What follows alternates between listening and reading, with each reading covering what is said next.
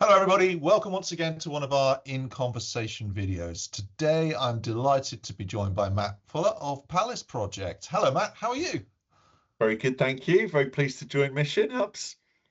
Well, it's great to have you with us. And you literally joined, I think, a couple of weeks ago. So this is kind of like fresh off and out of the starting blocks. And we've grabbed you to do one of these videos. So thank you for your time today. Really appreciate it. I guess as we start with all of these videos, the best thing to do is for you, if you could tell us a little bit about Palace Project, please, because I think it's a relatively new venture, but it will be lovely to hear a little bit of background about the business, where you started, and what you're doing, and all the rest of it. Amazing. Well, look, we set up Palace Project about 3 years ago, and it was really driven by a lot of the interesting work we were seeing around marketing effectiveness and effectiveness theory that's really come to the fore now in the last sort of like few years. But we were working with a lot of brands and clients that were kind of obsessing over digital and going down what we sort of called a bit of a digital plateau. And I think it's been rebranded recently. It's like the doom loop of just chasing acquisition. And we were like, this has got to have an effect on brand and brand performance over time, but nobody's listening and nobody's interested. So we thought, right, we loved the sort of early research that Burnett Field were doing and some of the theory of that.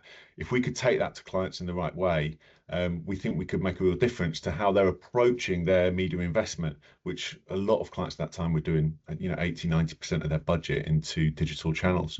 And we thought if we can talk about that to clients in a way that they can understand and not the thousands of pages of research, then we could create a really amazing agency. And that's what's kind of been landing for us, is really going in with effectiveness theory and a kind of promise that we want to make your brand more memorable and also easier to buy. And they're the two kind of pillars in which we're really sort of like pushing at the minute, is being more memorable and easy to buy and all the effectiveness thinking that goes with it.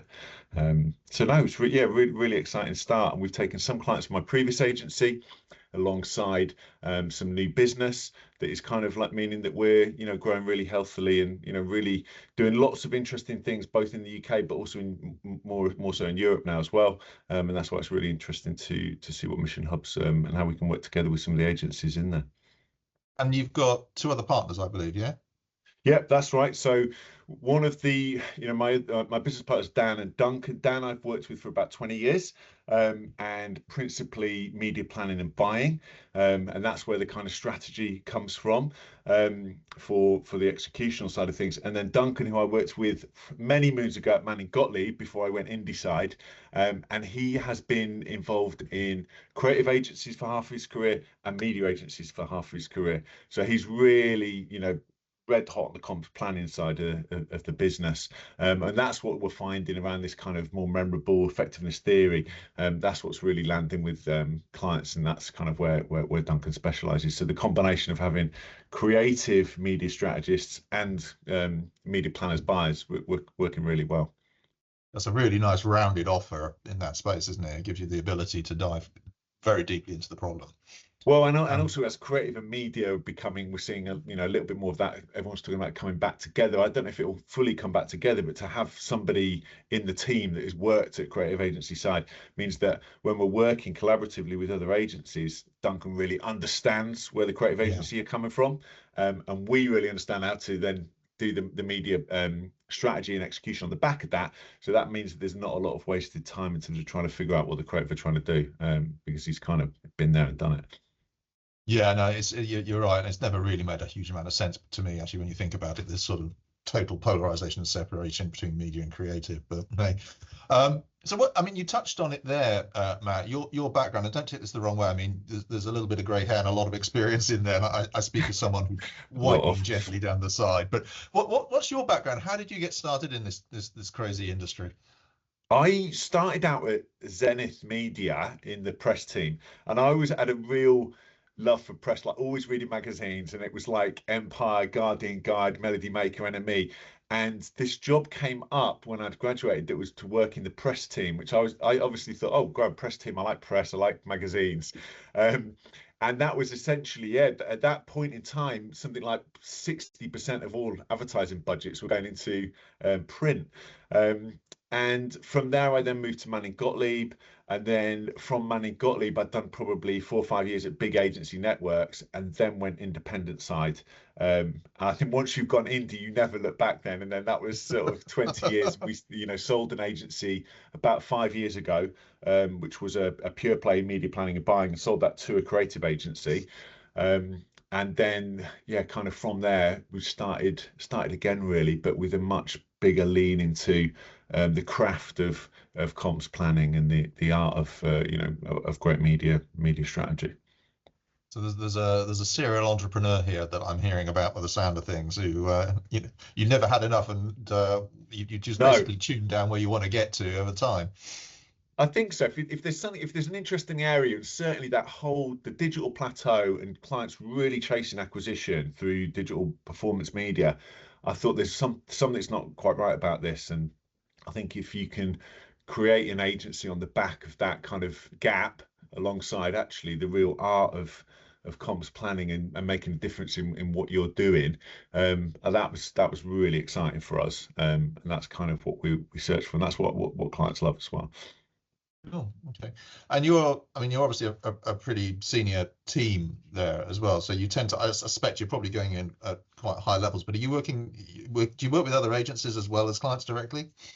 Absolutely. So the kind of our main structure, we have taken on some people within our own team, but is to collaboratively work with other agencies where we need to, and where we think there's an opportunity. So that could be on data, for example. We're the sort of conversations we're having that gets really excited around, like, how can we move the needle on share of something, be that search or market share or sales. And to do that, we may need to analyze data or audience insight in a different way that we'll then lean on other agencies for, and work out how we can collaboratively work together.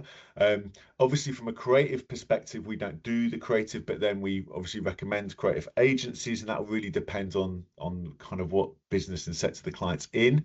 And then if we can do a kind of joint pitch, or certainly a joint proposal, find that's way more effective than just sort of going in as 2 separate or 3 separate organizations. And we'll always be completely transparent about who and why we're working with somebody else. And I think the client trust is there because we're speaking to them regularly for us to then say, we think these guys are great, or they've done this, let's have a conversation. So yeah, it definitely works really well. And that, I think, having the trust of the client to then your recommendation on the back of it mean that we don't really ever white label. We'll always just be completely transparent. Yeah, no, that makes perfect sense. It's a great model. You touched on a little bit of this, but when you look at the media agency landscape at the moment, and whether we're looking at a convergence with media and creative again in the future, what do you think are the biggest challenges that face agency leaders? Maybe, as much as one stargaze these days, I'd say sort of 6 months to a year out. I think, like, some of the biggest challenges are things like the in-housing of media, because you're seeing like clients already doing it quite a bit with digital. So lots of clients will buy their own digital performance media. So it's like, how can we then offer more interesting comms planning around that? But that is a challenge, certainly for media agencies that are pure plays, that clients say, well, actually, I'll go ahead and buy this myself or do this myself. So that's why you've really got to find the angle for how can we create better business outcomes. But I think that is really squeezing, pure play media agencies, and that there is an in-housing. There's clients saying we can do this ourselves, and that's going to squeeze margins, which I think is really challenging. I think the shininess of AI, like that's, that even though the applications are there and present, it just feels new, and therefore clients want to get on board. And we've seen this with digital. Clients just loved digital when it first started to deliver. I think that same thing is happening with AI, and you're seeing it especially in creative as well. But it is obviously massively coming into play in media as well.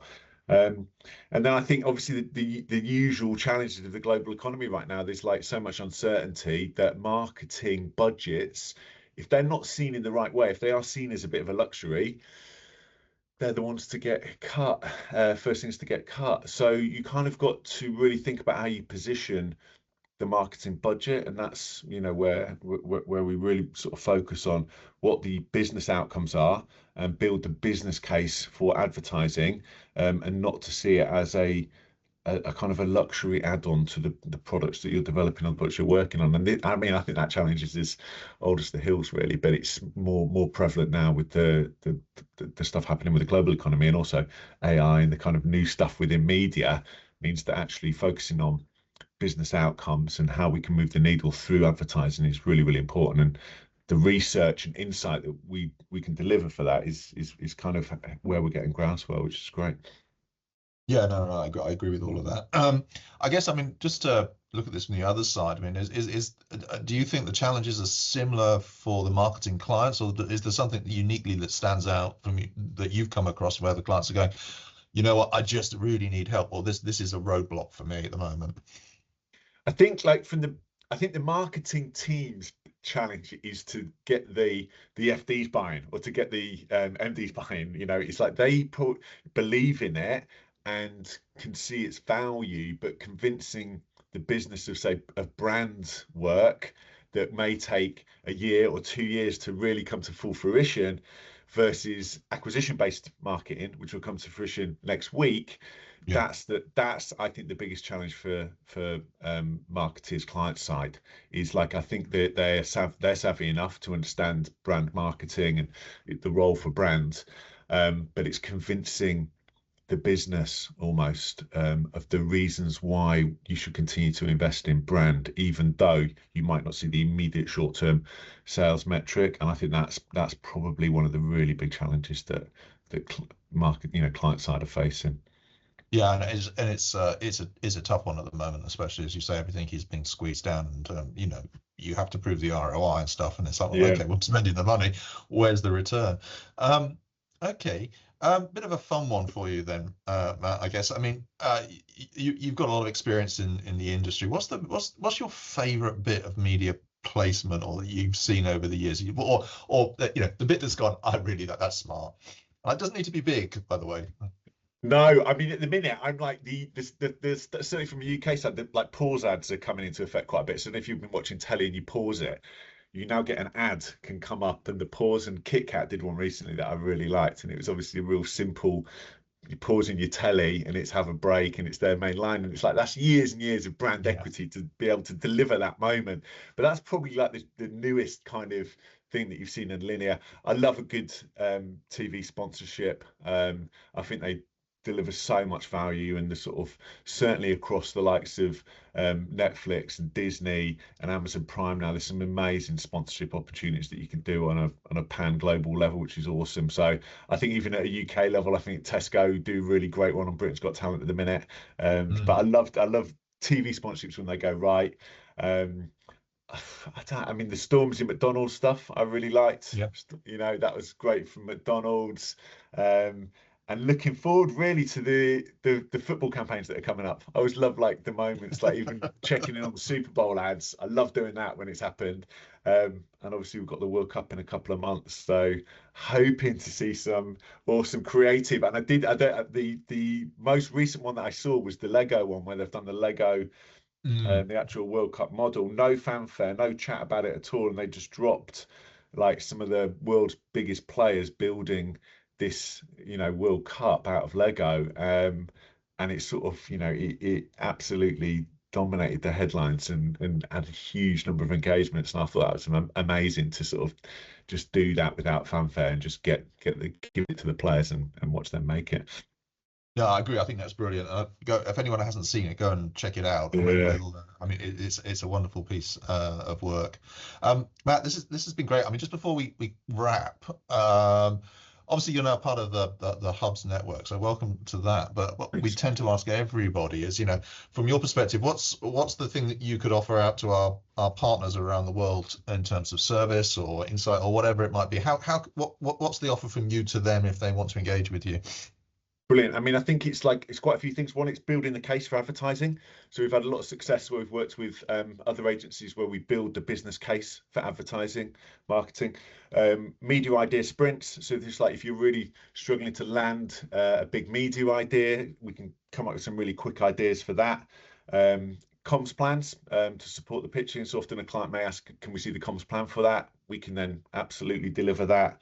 And then audience insight and analysis. So we subscribe to a variety of different audience tools. So if you're just like, oh, I need to learn a bit more about this audience or a bit of insight into that market, then we'll definitely be able to help with that.